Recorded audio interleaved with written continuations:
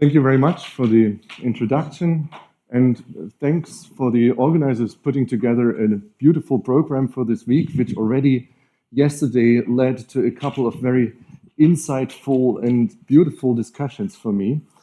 I would like to report on a project which is actually a very long-lasting project, which is about the construction of a particular class of polylogarithms, that's single-valued polylogarithms. And I would like to show and introduce a formalism or algorithm which allows the construction of those objects for all on Riemann surfaces of all genera. So this is work I'm doing with the Zurich group with Konstantin Baune and Johannes Broedel. Konstantin is here in the audience, and it is not published. Parts of it are published in a paper from last November. So if we were to define the goal the most people in this room actually have, then that would be, from the physics side, the calculation of observables. And these observables, they are, in one way or another, usually expressed as a pairing. A pairing, say, between homology and the cohomology as a scalar product. Sometimes they can be shown to be actually periods. At the end, the physicist would say, okay, I want a number. And if I want a little more, then I want a mathematically well-defined way of producing that number. And that leads to the question of how can I classify the numbers, how can I represent them? And this is what all this conference is actually about. Now, this is a complicated endeavor. We have been seeing many different approaches to that. Usually, it depends very much on a choice of language. And the language I'm going to be using today is a weird mixture of algebraic, analytic, and in some sense even geometric starting point, which will lead to these single-valued polylogarithms. So usually you would, as a physicist, start with a Feynman integral. If you want a observable, let's just specify two Feynman integrals for the sake of brevity. And then we have been listening to a large number of approaches in order to reformulate or translate this Feynman integral into something which I would, for the sake of this talk, write down as a differential equation acting on an object to be defined later with a connection form to be defined later on as well. So why do we have to do that? Feynman integrals, or in general, physics observables, are defined on a mathematically extremely weird space. The weird space being the phase space, and this phase space with the structure of having the loci and the momenta as the determining variables for a point in phase space is badly divergent. And this goes back to basically considering in the construction of quantum field theory things as point particles. So in some way, we are actually carrying the burden of our point particle model, and we use it, or we have to compensate by translating into language which is more suitable for mathematical endeavors, and in particular more suitable for calculating observables. Now, I would just want to mention the Schwinger Schwinger variables, or the Feynman trick. What you do with these is say a very substantial part of the translation of the variables from momentum variables in the propagator into some variables which are naturally or nicely defined on a genus 1 manifold, genus 1 complex manifold, which you then can use for integration. Sometimes they are real, there is bits and pieces attached to that. And in Stefan's talk yesterday, we had another Eudichus choice of variables, the Bykov variables, which in some sense are a result of a lot of investigations in these variable transformations. Another comment I'd like to make here, in this translation process, we need to take along quite some information from the Feynman integral. In particular, we have physicality constraints. That is, we need, once we transform the language, to make sure that in every step we can properly identify and take along what is usually dimensional regularization, can be other regularization methods. But in each step, we need to be able to give the integrals which appear a meaning by specifying what kind of regularization we actually want to apply. Once we are able to do this, then we'll end up, hopefully, with a differential system which is of the form I've been writing down, not very specific yet, but I would like to dwell on the point that we do need boundary conditions in order, of course, to solve that differential equation. That might be, in my case, a boundary condition is a starting point for a certain parallel transport, which is the solution to this differential equation. And also here, we need to think about regularization of the integrals which appear in this language. So usually we'll be talking about differential equations which then might have endpoint singularity on for the endpoint or for the starting point at marked points on the geometric space this is defined on. So let's assume I have been able to transport all the information which is there in Feynman integrals, maybe a class of Feynman integrals or observables in a certain theory, into a suitable differential equation. Then this differential equation can be viewed upon in a different way as well. I could, for a moment, actually completely decouple the physics side and ask myself, what does this differential equation actually define for me? And it does, and that's the point of view I'd like to take in this talk, it does define a class of functions. And this class of functions is supposed to be defined completely by this differential equation. So I want to decouple from the physics for a moment, and at the end of the talk, return to some physical endeavors. But for the moment, I would like to take the approach that classes of functions are defined by a set of differential equations with a boundary condition and regularization.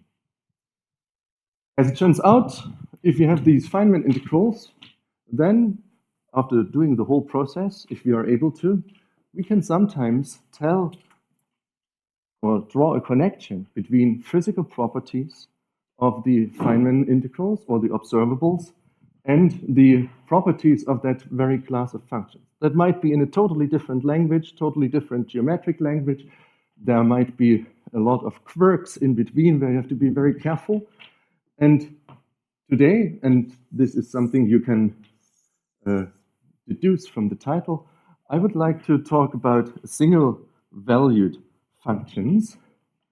And these single-valued functions, they are a class of functions which we have been seeing to show up in various calculations. First and foremost, there is the multi-radial limit of n equals 4 super Yang-Mills theory, where upon calculation, empirically we found that the results are single-valued polylogarithms, which span the solution space as far as we know. Another one would be closed string scattering amplitudes, where we can see that the result is expressed in special values of these single-valued polylogarithms. So, in some sense, I believe that we can learn quite a bit about a physical system if we return the arrow here and learn something about the class of functions on the right-hand side, and afterwards feed in this information into the physics system. In some sense, you could say that, for example, the bootstrap program for Anyke super young Mills is precisely an example of this arrow here. So there is a class of function, polylogarithms on a genus 0 surface, where we know a lot of properties about, say, functional relations. There is the whole word endeavors symbology. And once we have, in a mixture of empiric and non-empiric considerations, identified which polylog or which class of functions is suitable for a particular solution, then we can even take an ansatz and match coefficients. So we are basically taking it. Again, please. If you have a scattering amplitude which you know doesn't allow particle creation, for example, then of course you would take a single valued ansatz. So you need a physics argument in order to justify what kind of ansatz you want. But you can encompass these difficulties during each step by knowing more about those functions. That's the statement I'd like to do.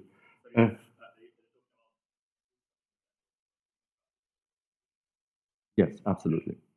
No, not the other bootstrap.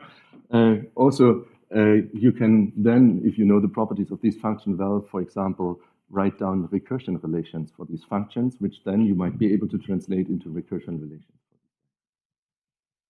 Okay, good. So what is the plan? I already mentioned most of it. So I would like to construct single-valued polylogarithms, and I want to do that by starting with a review of what all of you might have seen in a previous talk, which is basically Francis Brown's construction of single-valued polylogarithms on a genus 0 Riemann surface that is on the Riemann sphere. And I would like to review this in the language you have all seen before, and then I will contrast it with a language which is suitable and applicable for Riemann surfaces of all genera. So, in general, if you want to construct a polylogarithm, then you would start with a KZ-type differential equation for 3 marked points, 2 of which actually do appear in the equation exclusively, and you would like to have a generating function, which is the analog of the I have been writing there, which I will call throughout the talk L, this generating function. That's the usual notion for polylogarithms. And I have a KZ-type equation with 2 coefficients, which are essentially, or which can be seen as generators of an essentially free Lie algebra.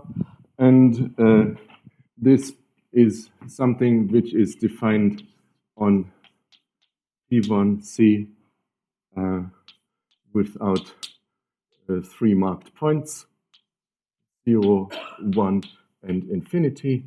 And indeed, you can show that this generating function L of x can be expanded in a word algebra, which is words from x star. So we have an alphabet, which is the alphabet E0 and E1. That's the coefficients of the single poles in the differential equation.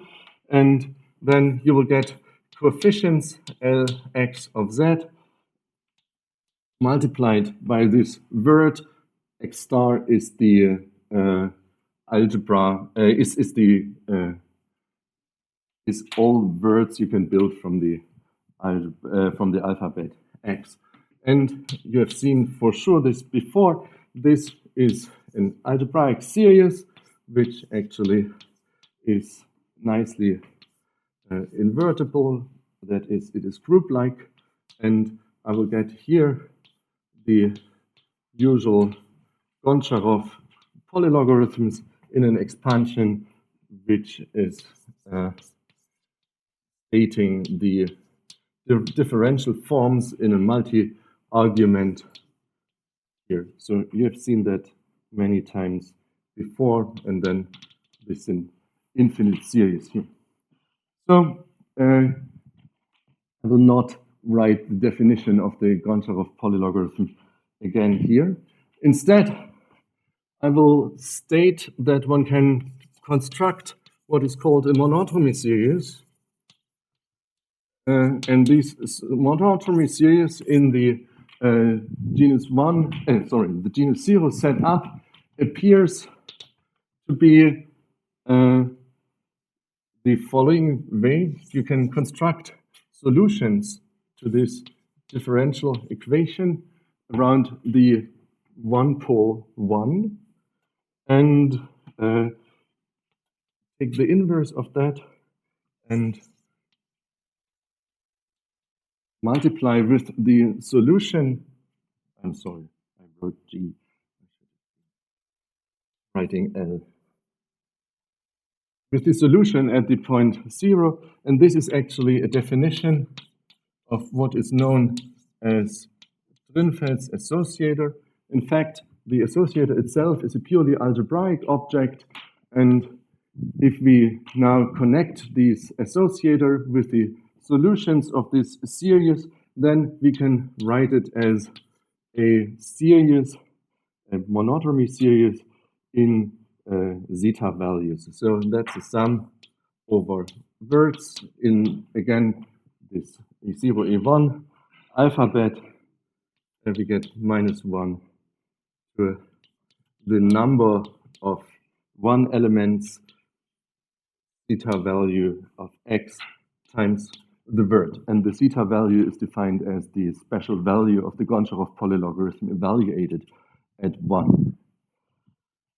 So this is for the polylogarithms.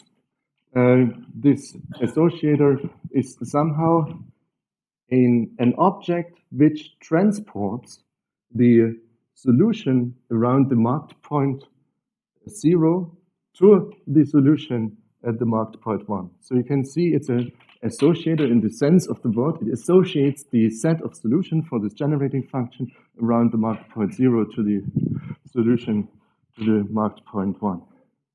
Now, there is no single valuedness in the game so far.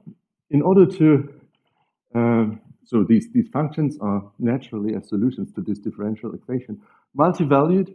And what you want to do is you want to demand that there is trivial monotony of these functions, in particular of these solution functions. In particular, you can write the monotony of the function L, and I mark it by a certain alphabet because I need this later, around the point 0. So what do I have in mind here? I would use the system where I have 0 and 1 here, and I would take a set of solutions and transport it once around the point at 0, and this will just give a monotony factor. You have to be a little careful whether you multiply from the right or the left, but let's not dwell into those details. And you get a monotony factor which is precisely in the sense of residue theorem given by the exponential of this coefficient of the differential form here. And naturally, one would also like to understand what is the monotony of this set of polylogarithmic solutions around 1, and this is Lx of z, and then it doesn't take yes, that is the same as L. I sometimes note the alphabet. I'm expressing this L or I'm expanding this L in with the L, and I will need it later for the general consideration. So we'll have later different alphabets, and this is simply to prepare you for that I'm marking which alphabet I'm using. So, yes.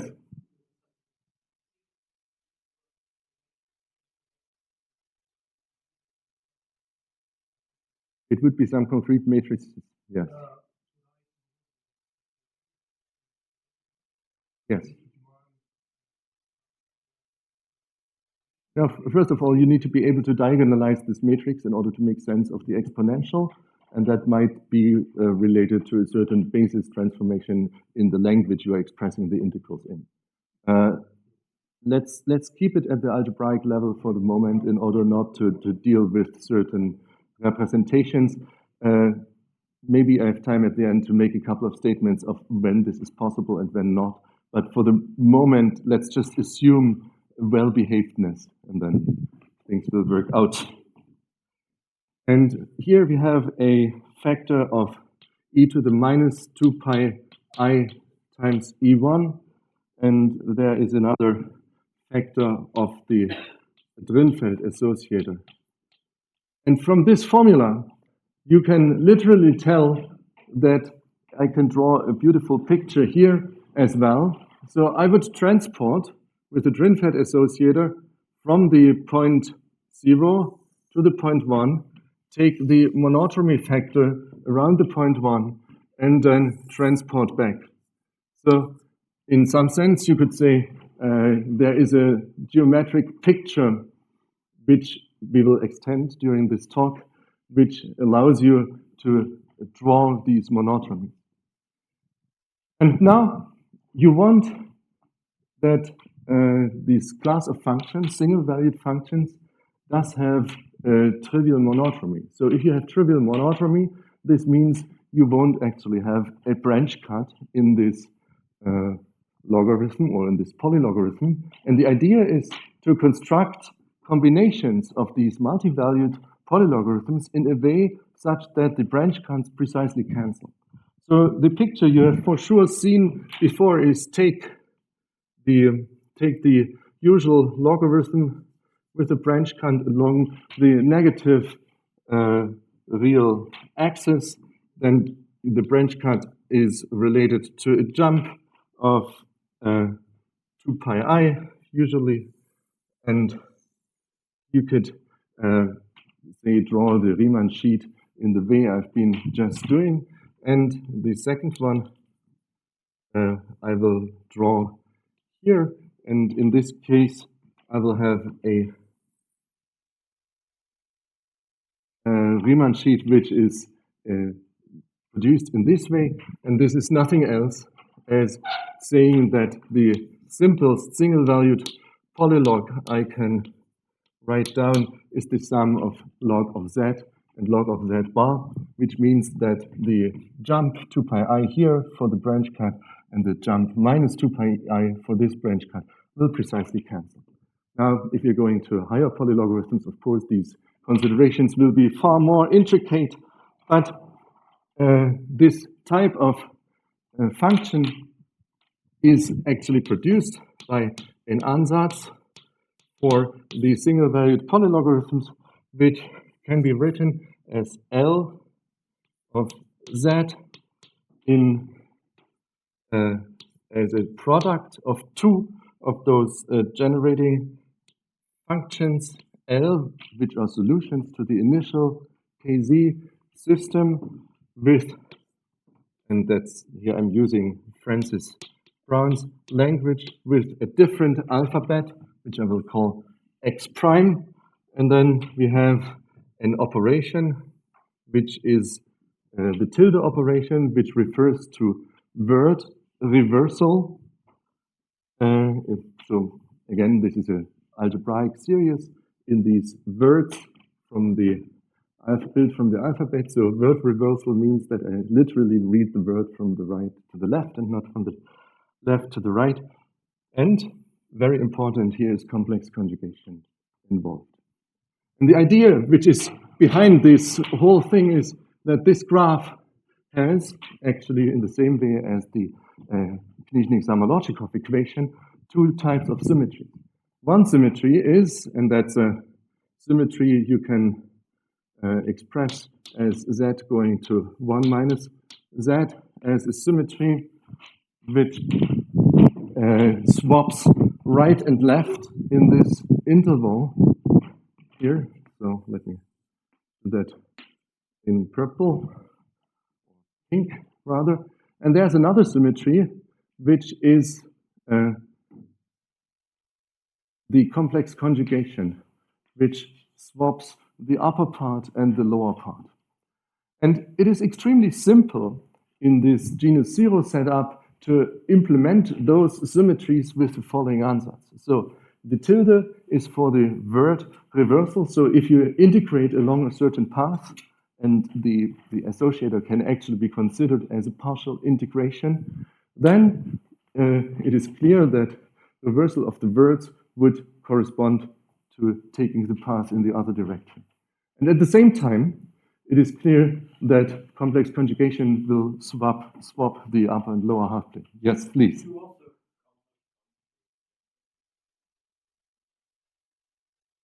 No, I don't.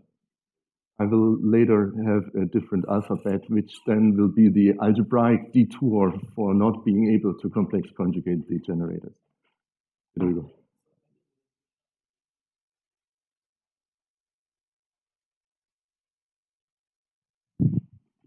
The -1 should be.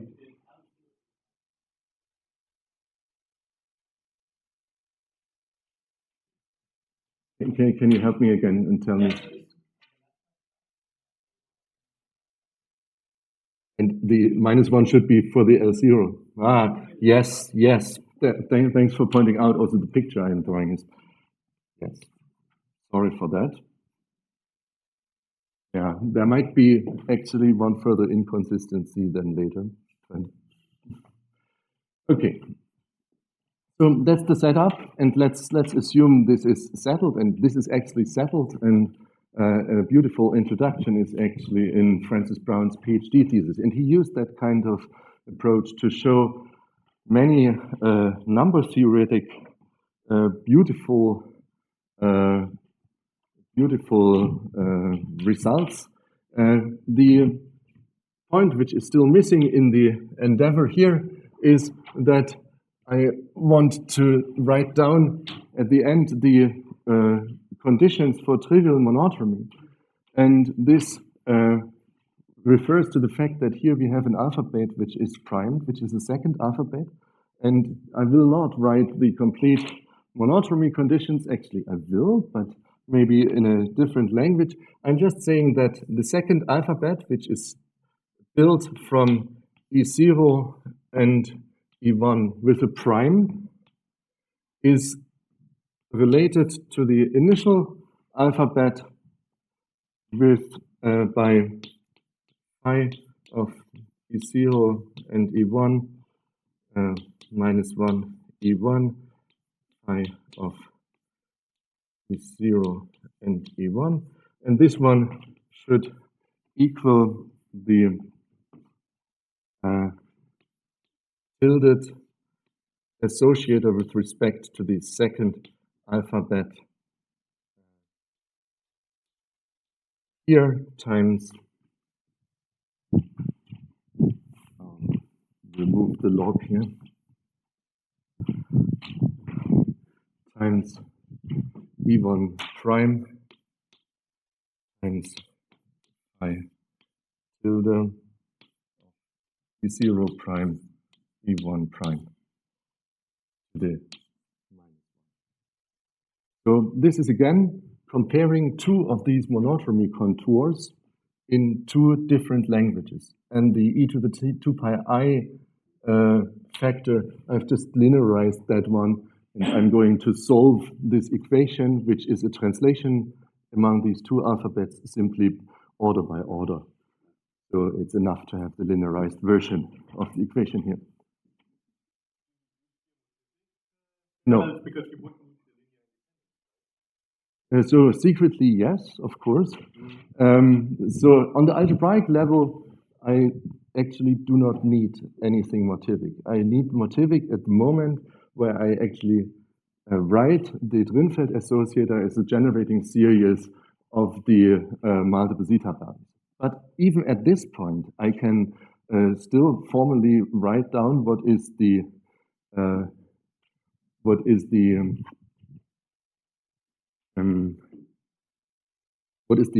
definition of a zeta value, and I don't need anything motivic. What I do need motivic is if I want to start working with these algebraic series and I want to make statements about invertibility, and there I need the linear independence. For this talk, let's please stay in the realm where we don't touch on the verb motivic while we are probably forced to be touching on motivic itself. So this is known for, I believe, now 16 years, 15 years. This thesis, it's amazing. I would like to now make the step towards the unsettled.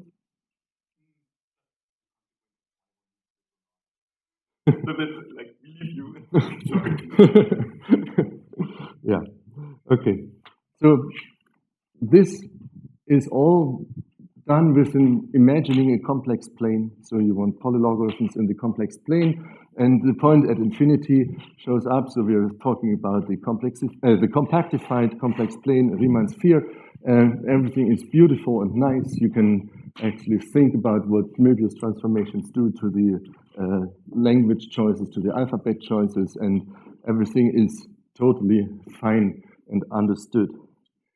Here, I'd like to take it now to a setup where I have a more general Riemann surface. This Riemann surface will have genus H. That was just for the overabundance of the letter G for the genus. Let's call it the genus H. And I want the Riemann surface, and I'm trying to keep that blackboard as a reminder blackboard during the whole talk. I want sigma to be a Riemann surface, compact, of course. The genus is now confined to H larger and equal to 1. So in particular, I will not, at least for the moment, include what I've been showing here. And I want a marked point at the Riemann surface. And I want to define the Riemann surface with a little x up there as the punctured Riemann surface. So I'm taking the point P out here, and along with the Riemann surface sigma, or the pointed punctured Riemann surface sigma cross, I would like to have universal covers, because again, as in the case for the genus 0, I will have multivalued functions, and I need a means to actually keep track of the multivaluedness. So I will have universal covers with and without cross here. And what I would like to draw then your attention to is that this Riemann surface has a fundamental group that is the group of homotopy classes of cycles of this group, and I've drawn a couple of cycles here, A1 and A2 and AH. This is in my convention the A cycles, and then I have B cycles as well. And the point P here will have a little cycle around it, which I will call C. And the fundamental group, pi1, is the group which is generated by generators AI, BI, and C. So I runs in the range of H, and then there is one condition which is a consistency condition which connects the once punctured cycle or the cycle of the puncture with the other generators, and that's a commutative statement. And this commutative statement says that in the case of the product of taking all the commutators of A1, B1, A2, A1 to the minus 1, B1 to the minus 1, you should always be able to construct the contour C around the marked point. So that's basically taking, like leaves of a flower, contours around each of these cycles, and you can combine them in a way such that they deliver the contour C. And then we're actually considering the first homology group as the fundamental group divided by the maximal commutator subgroup. You can already see that this is a very natural way to do that. And this allows us to define what you all know and love about the way of addressing a Riemann surface. That allows to actually define the period matrix to be the integral of a nice choice of differential forms, abelian differential forms integrated over the B cycles. But yeah. What about the orientation? Yes, there is orientation.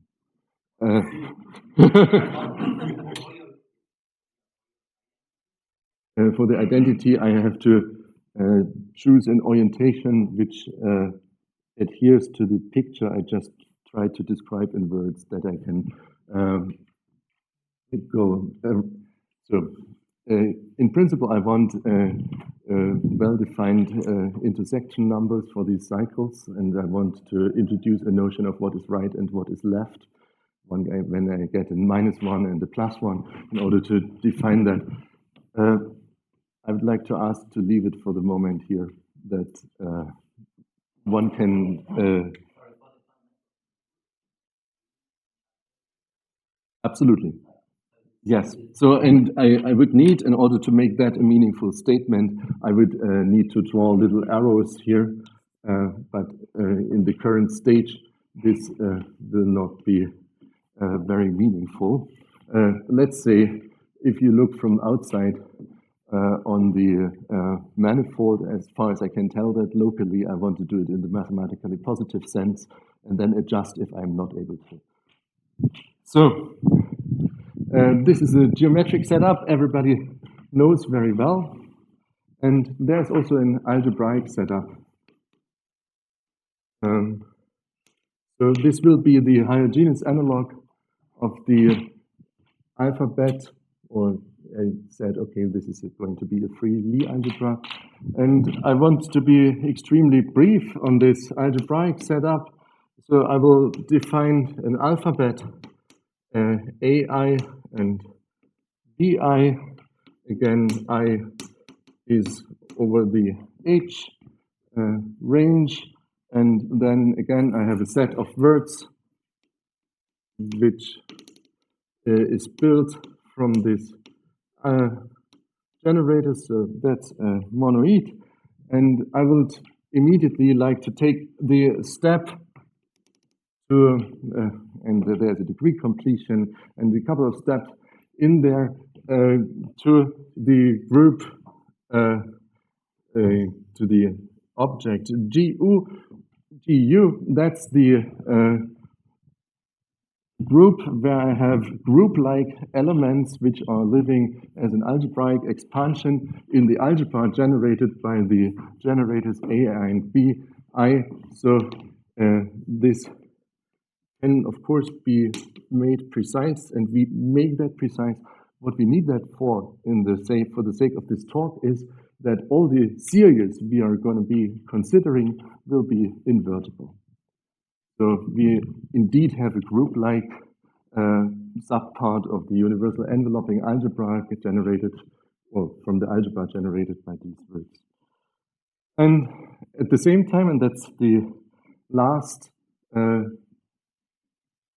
definition I want to do here, is I want to write down what is a change of alphabet.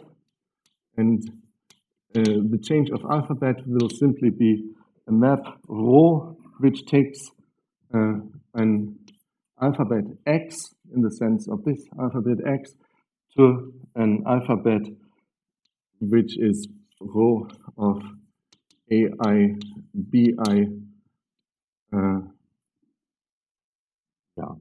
a set of generators again for I goes from 1 to h. So that's a change of alphabet. Now we are almost done with the talk. Actually, that's not true.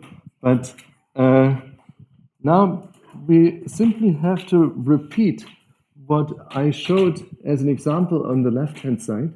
And despite the fact that this language is well-defined only if I'm having cycles on my surface, which the Riemann sphere, of course, doesn't have, I can precisely repeat what is done here. So the first thing I'd like to do is build polylogarithms. And there is many endeavors, many from people in the room, how to build these polylogarithms. For me, it will be polylogarithms with respect to the Enriquez connection form for a solution function LE of Z, and that is 0. So if you want to be precise, this form lives in the universal cover. So it has an argument Z, which is in the universal cover. It has a marked point, which we need for reference, and it is defined in an alphabet. And it's a differential form which lives on the locus, where you pull back the marked point reference, the reference point, to the universal cover. And it is algebra valued. So I'm writing this nice fractor U here. That's basically something which will then lead to the algebra group like GU. So this is where this connection lives.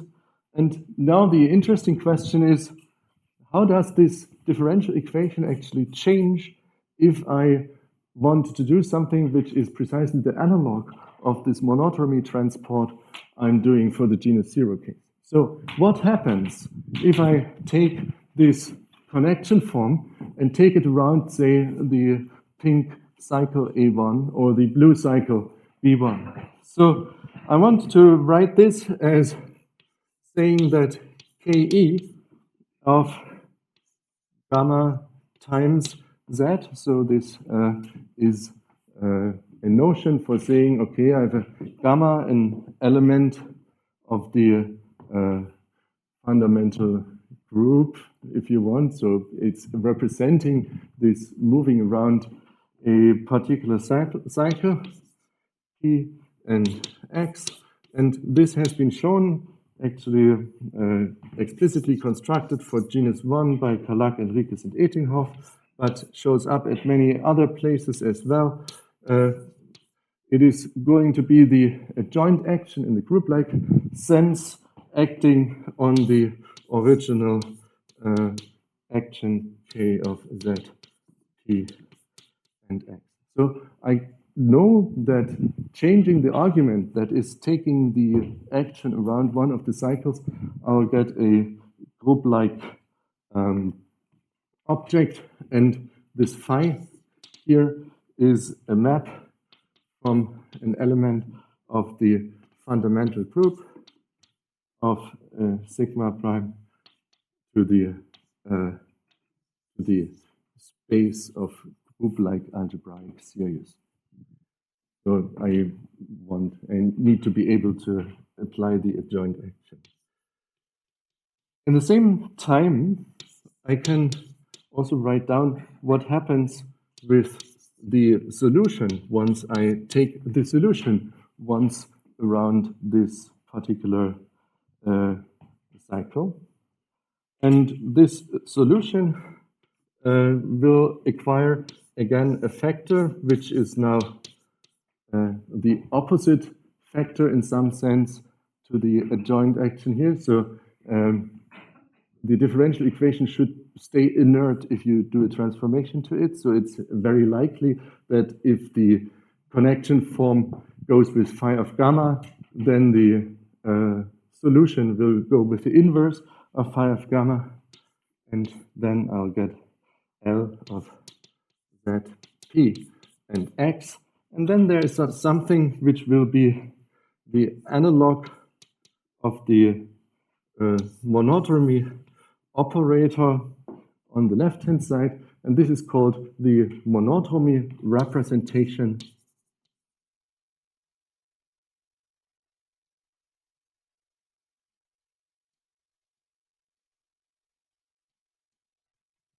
here. And all the construction is about the monodromy representation. Now comes quite a bit of mathematics. So the steps, and I don't want to write down all the formulae because that's probably a little too difficult to, or too quick, say, it's not difficult, it's too quick to grasp. So what is known is the monodromy behavior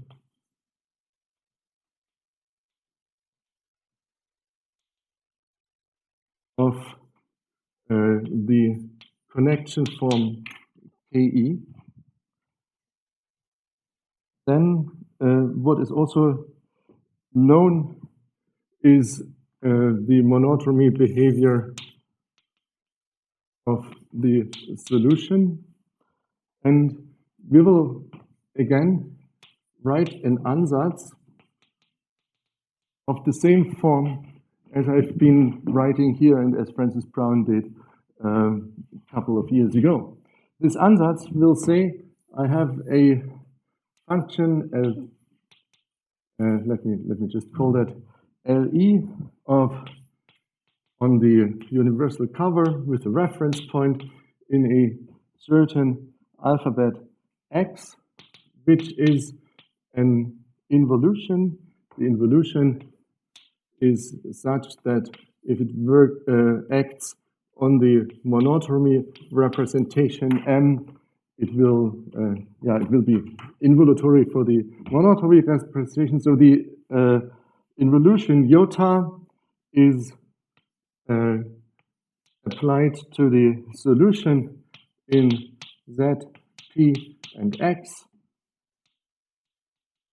And here we have the same thing, X, but with the power of -1. So I'd like to dwell on the formal similarity of these two ansätze. So here we had two actions we were performing on the solution here, which I indicated by the two arrows up here. So it was the reversal of word, which was somehow an algebraic expression of going the path the other way around. And there was complex conjugation, which would, in this simple setup, just flip the upper and the lower half. Here, we need a little more intricate algebraic concepts to implement precisely those two symmetries. And we want to precisely implement them for each of the cycles. So this 0,1 interval where the initial polylogarithms have been defined is non-compact, sure. So it's actually not a loop, it's not closed, but of course it is very clear that there is something like inversion at the unit circle, and this involution here, this is doing nothing else as literally, please don't quote me, to invert the function or implement inversion at each of these cycles simultaneously. Now, immediately you would say, this can't happen because if I'm on a complex plane, there is definitely no space in the analytics to accommodate a simultaneous inversion on all these circles. Think about a Schottky image where you have the Schottky cycles. You can't invert at cycles simultaneously. And this is the point where we will find an algebra detour in the same way as we already had to introduce it here. So we will introduce objects, monotony series actually. An x hat, where is an x hat? X prime. Next line. So for the moment, we first need to write down what is the analog of the monotony series. And here, you won't be surprised to see that we'll define monotony series ai of x. Again, this is not going to be depending on the variable z on the manifold. And this monotony series is just LE of z p of x. And I'm still not sure about the place of the -1 Federico mentioned. So let me please stick to my original way of writing it, still with, please take it with a grain of salt. The -1 should, I actually believe it's going to be here, but let's see. AI dot z p and x. So this is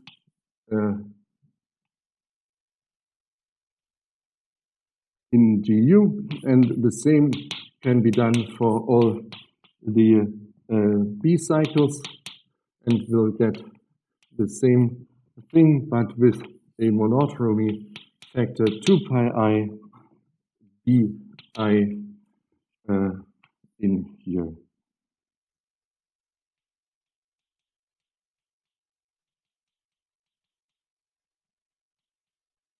So this is the higher genus analog of what we would like to interpret as an associator, but since we can't prove that it is actually an associator in the algebraic sense, we'll simply call it a monotony series. But there is, at least from our side, no doubt that this is going to be or can be fueled with the notion of associator. And now comes the point where, unfortunately, in this talk, I have to say the usual words of please trust me. Now there is an interesting calculation ahead. The calculation will be you write down what kind of monotonies you can actually identify around each cycle, and then you demand triviality of those monotonies. So you want around each of the cycle to write down a curve like the curve here around 0 and 1, and then demand that in the ansatz, in this combination of the two solutions, this will be equal. And this will give you an interpretation of this involution iota here, and it will lead to what we call the higher genus single-valued condition. And here, for Albrecht, is the expression. So if we take the monotony series AI, then we would like to write them with a primed alphabet and multiply with a non-primed alphabet where we invert the operator. So that's the trivial monotony, and that should be given by transporting around the cycle, going around the pole and transporting back. Second, we'll get a condition for x prime, d I e of x to the -1, and then there is an echo of this condition that we have a once punctured Riemann surface, which is a third condition, which saying that e to the -2 pi I t, e to the -2 pi I t prime is 1. So this t is a defining property of the Enriquez connection. It's basically the pole associated or the residue at the pole associated to the single pole or collection of single poles in the Enriquez connection. So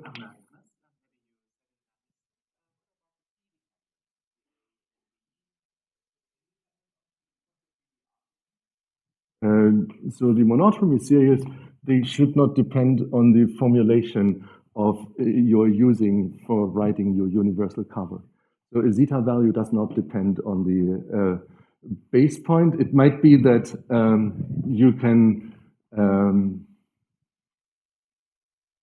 actually, yeah, if you calculate your zeta value, then of course you can evaluate it at 1 or at another point. And it can be represented as an integral between 0 and 1, of course. So might be that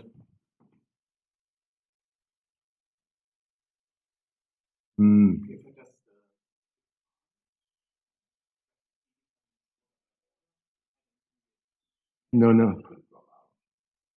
So we definitely have no Z dependence, that's clear.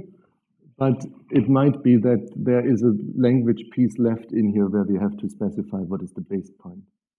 I'm actually unsure. Let's discuss later. So yes, but there needs to be a dependence on how I define and actually regulate the corresponding integrals, which will then make the expansion objects in these generating series. So you are right.